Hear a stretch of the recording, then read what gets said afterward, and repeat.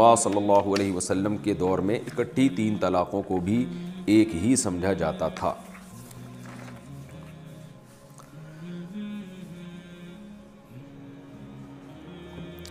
عن القاسم بن محمد عن عائشة رضی اللہ عنہا قالت طلق رجل امرأته 3 فتزوجها رجل ثم طلقها قبل أن يدخل بها فأراد زوجها الأول أن يتزوجها فسئل رسول الله صلى الله عليه وسلم عن ذلك فقال لا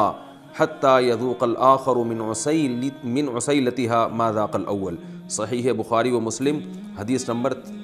3604۔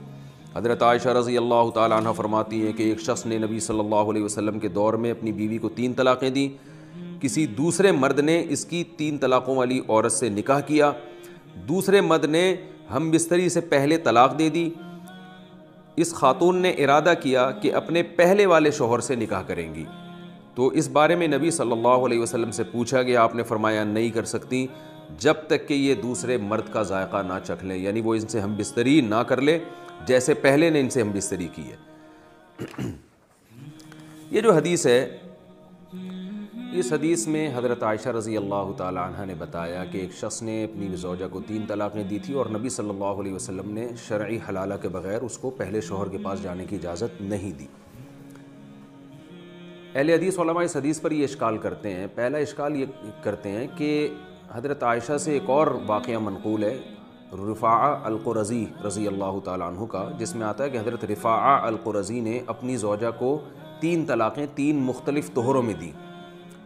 تو اس میں پھر ان کی زوجہ نے نبی سے پوچھا کہ میں پہلے کے پاس جانا چاہتی ہوں، تو آپ نے فرمایا نہیں۔ تو فرماتے ہیں یہ وہی واقعہ ہے، یہ اصل میں 3 مختلف 3 طہروں میں دی گئی طلاقوں کا واقعہ ہے، تو لہذا اس سے دلیل پکڑنا درست نہیں ہے۔ اس کا جواب یہ ہے کہ حضرت عائشہ رضی اللہ تعالی عنہ جو یہ حدیث پیش کر رہی ہیں نا جس شخص کے بارے میں، ایک اس کے راوی ہیں محمد ابن قاسم، یہ اس کے راوی ہیں، جبکہ قاسم ابن محمد، جبکہ رفاعہ القرظی رضی اللہ تعالی عنہ کا جو واقعہ ہے اس کے راوی حضرت عروہ ابن زبیر ہیں۔ تو یہ 2 راویوں کے اختلاف سے ہم یہ کہہ سکتے ہیں کہ یہ الگ الگ واقعات ہیں، ممکن ہے، پھر بھی ہم کو اصرار نہیں ہے اس پر، لیکن ایک اور اس سے زیادہ مضبوط قرینہ ہے۔ وہ قرینہ یہ ہے کہ رفاعہ القرظی رضی اللہ تعالیٰ عنہ کے بارے میں جو حدیث ہے اس میں آتا ہے کہ ان کی زوجہ نے نبی سے مسئلہ پوچھا کہ یا رسول اللہ میں پہلے شوہر کے پاس جانا چاہتی ہوں، اور مسئلہ بھی طلاق سے پہلے پوچھا گیا ہے، یعنی دوسرے شوہر کے طلاق دینے سے پہلے، جبکہ اس حدیث میں آتا ہے کہ شوہر مسئلہ پوچھ رہا ہے اور طلاق دینے کے بعد۔ یہ واضح قرینہ ہے اس بات کا کہ یہ 2 الگ الگ واقعات ہیں، کیونکہ دونوں واقعات کو بیان کرنے والے حضرت عائشہ سے راوی بھی مختلف ہیں، سند بھی دونوں حدیثوں کی مختلف ہے، اور واقعے میں اس نوعیت کا بھی اختلاف ہے کہ ایک میں نام ہائی لائٹ کیا جا رہا ہے اور قصہ بھی تھوڑا ڈیفرنٹ انداز میں بیان کیا جا رہا ہے۔ طلاق سے پہلے مسئلہ پوچھا جا رہا ہے اور مسئلہ پوچھنے والی خود صحابیاں ہیں، اور دوسرے واقعے میں طلاق کے بعد مسئلہ پوچھا جا رہا ہے اور مسئلہ پوچھنے والے صحابی رسول ہیں۔ تو اس سے پتہ چلتا ہے کہ یہ 2 الگ الگ واقعات ہیں۔ دوسری بات یہ،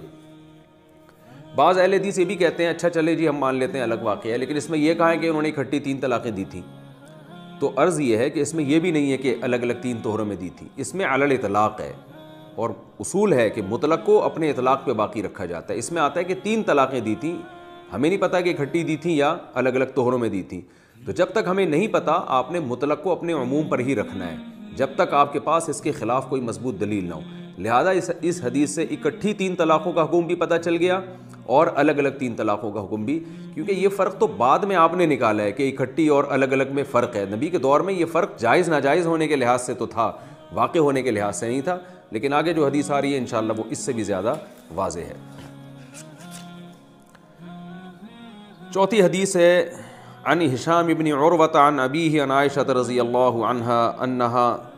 سئلت عن الرجل يتزوج المرأة فيطلقها 3 فقالت قال رسول الله صلى الله عليه وسلم لا تحل للأول حتى يذوق الآخر عسيلتها وتذوق عسيلته۔ سنن بہقی کی حدیث ہے، بالکل سند بے غبار ہے اس کی، اور حدیث نمبر 15587۔ حضرت ہشام ابن عروہ اپنے والد سے، وہ حضرت عائشہ رضی اللہ تعالیٰ عنہ سے نقل کرتے ہیں کہ حضرت عائشہ رضی اللہ تعالیٰ عنہ سے پوچھا گیا کہ ایک آدمی کسی عورت سے نکاح کرتا ہے اور اس کو 3 طلاقیں دے دیتا ہے، تو اس کے بارے میں آپ مسئلہ بتائیں۔ امی عائشہ نے فرمایا کہ نبی نے ایسے مرد کے بارے میں حکم دیا ہے، ایسی عورت کے بارے میں حکم دیا ہے کہ یہ اپنے پہلے شوہر کے لیے حلال نہیں ہے جب تک کہ کسی دوسرے مرد سے نکاح کر کے ہم بستری نہ کر لے اور دوسرا بھی اس سے ہم بستری نہ کر لے، یعنی دونوں ایک دوسرے کا ذائقہ نہ چکھ لیں، اس وقت تک یہ پہلے کے لیے حلال نہیں ہے۔ یہاں بھی ہمارے اہل حدیث حضرات کہتے ہیں اس میں یہ کہاں ہے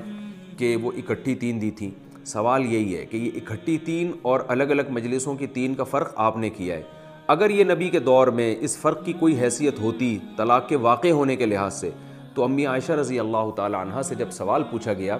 کہ امی عائشہ آپ بتائیں ایک آدمی بیوی کو 3 طلاقیں دیتا ہے تو کیا حکم ہے، تو امی عائشہ فوراً اس سے سوال پوچھتی کہ ایک مجلس میں دی ہیں یا 3 مہینوں میں فرق کر کے دی ہیں، کیونکہ سوال پوچھنے والے کا مقصد یہ تھا کہ 3 کے بعد بیوی حلال ہے یا نہیں ہے، تو امی عائشہ نے فرما دیا حلال نہیں ہے جب تک یہ پروسیس پورا نہ ہو جائے بغیر کسی معاہدے کے، تو اس وقت تک حلال نہیں ہے۔ تو امی عائشہ فوراً بتاتی کہ بھائی اکٹھی دی ہیں یا الگ الگ محفلوں کا پوچھ رہے ہو، تو صحابی نے ایسا، جو امی عائشہ سے جو پوچھنے والے ہیں انہوں نے ایسا کچھ بھی نہیں پوچھا، تو انہوں نے کبھی سوال بھی علی الاطلاق تھا کہ بھائی میں اس بحث میں نہیں پڑتا کہ اکٹھی دی ہیں یا الگ الگ محفلوں میں دی ہیں، میں یہ پوچھ رہا ہوں کہ جس مرد نے بیوی کو 3 دے دی اس کا حکم کیا ہے، تو امی عائشہ نے فرمایا اس کے بارے میں تو نبی کا حکم موجود ہے کہ وہ پہلے شوہر سے نکاح نہیں ہو سکتا، تو علی الاطلاق امی عائشہ رضی اللہ تعالیٰ عنہ اس کو فتویٰ دیا، تو اور نبی کی حدیث بھی اسی اپنے فتوے کی دلیل کے طور پہ پیش کی، تو جیسے امی عائشہ کا اپنا فتویٰ علی الاطلاق ہے تو نبی کی حدیث بھی علی الاطلاق اس بات کی دلیل ہے کہ ایک محفل میں اور الگ الگ محفل میں صحابہ کے دور میں طلاق کے واقع ہونے کے لحاظ سے کوئی فرق نہیں تھا، نہ مستفتی سے پوچھا جاتا تھا کہ ایک میں دی ہیں یا الگ الگ محفلوں میں دی ہیں، ورنہ امی عائشہ جیسی فقیہہ، ان جیسی ذہین اور ان جیسی نبی کے مزاج کو سمجھنے والی، اور طلاق کے مسائل میں تو بہت گہرائی میں جا کے جواب دینا پڑتا ہے کہ حلال حرام نہ ہو جائے۔ ہمیں پتہ ہے ہمارے پاس لوگ جب سوال لے کر آتے ہیں تو ہم ان سے 10 قسم کے کویشچن پوچھتے ہیں تاکہ ہمیں پوری ورڈنگ پتہ چلے، ایسا نہ ہو کہ رخصتی سے پہلے دے دی اور ہم اس کو رخصتی کے بعد کے حکام جاری کر رہے ہوں، تو بہت ڈیٹیل ہم اس سے پوچھتے ہیں، لیکن امی عائشہ رضی اللہ تعالیٰ عنہ بتا رہی ہیں میں 3 دے دی تو یہ حکم ہے، تو 3 کے بعد بیوی پہلے کے لیے حلال نہیں ہے۔ تو اگر یہ 3 ایک مجلس کی اور الگ مجلسوں میں فرق ہوتا تو امی عائشہ ضرور پوچھتی کہ ایک محفل کی بات کر رہے ہو یا 3 مہینوں کی بات کر رہے ہو۔ 5ویں حدیث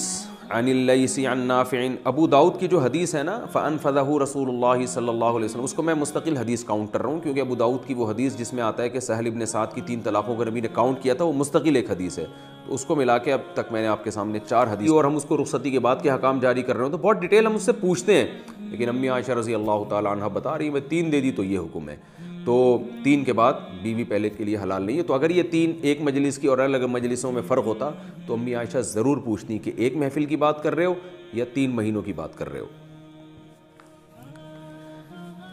5ویں حدیث عن اللیث عن نافع، ابو داؤد کی جو حدیث ہے نا فانفذہ رسول اللہ صلی اللہ علیہ وسلم، اس کو میں مستقل حدیث کاؤنٹ کر رہا ہوں کیونکہ ابو داؤد کی وہ حدیث جس میں آتا ہے کہ سہل ابن سعد کی 3 طلاقوں کو نبی نے کاؤنٹ کیا تھا وہ مستقل ایک حدیث ہے، تو اس کو ملا کے اب تک میں نے آپ کے سامنے 4